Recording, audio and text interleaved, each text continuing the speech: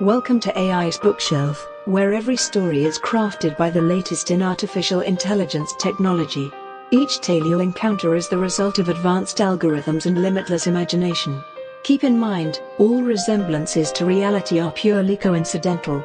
Please, sit back, relax, and let the artificial intelligence do the storytelling. Join us on this exciting adventure into the future of creativity. The Vanished Heiress. Chapter 3, Following the Money Trail. Detective Sarah Thompson knew that in most missing persons cases, the answer was usually found in the victim's finances. She decided to focus her investigation on Victoria Green's financial records. Sarah started by reviewing Victoria's bank statements and credit card bills. She noticed that there were several large withdrawals from Victoria's account in the days leading up to her disappearance. The transactions were made at ATMs in different parts of the city, and Sarah knew that she needed to track down these locations to see if anyone had seen anything suspicious.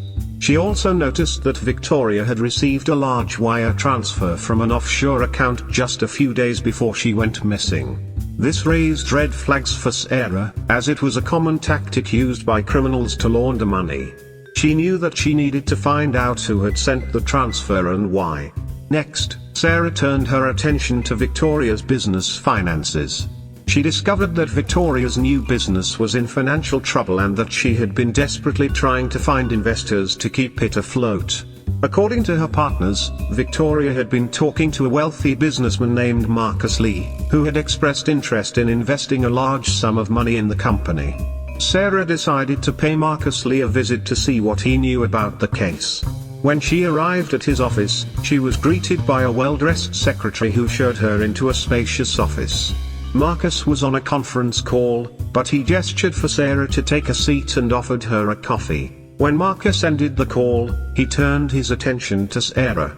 "Sorry about that, Detective. How can I help you?" he asked, offering her a seat and a coffee. "I explained everything to the police already, but I'll be happy to answer any questions you have." Can you tell me how you came to meet Victoria? Sarah asked. Of course.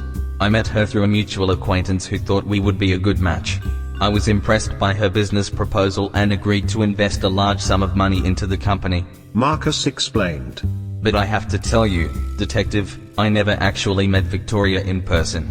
All of our correspondence was through email and phone calls.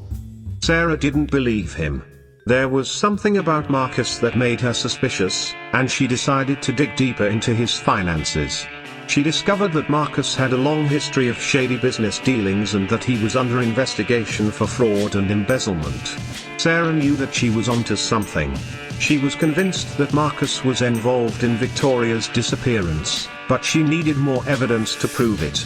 She decided to put Marcus under surveillance and see what she could uncover. As Sarah left Marcus's office, she felt more determined than ever to solve this case. She was convinced that the answer was just within reach, and she was determined to find it. Thank you for joining us on this episode of AI's Bookshelf. We hope you enjoyed today's story.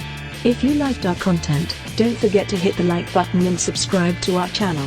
And make sure to click on the bell button so you never miss a new episode. Your feedback and comments are always appreciated, so feel free to share your thoughts and propose new plot ideas for future episodes. Join us again soon for more unique and captivating stories, only on AI's Bookshelf. Until next time.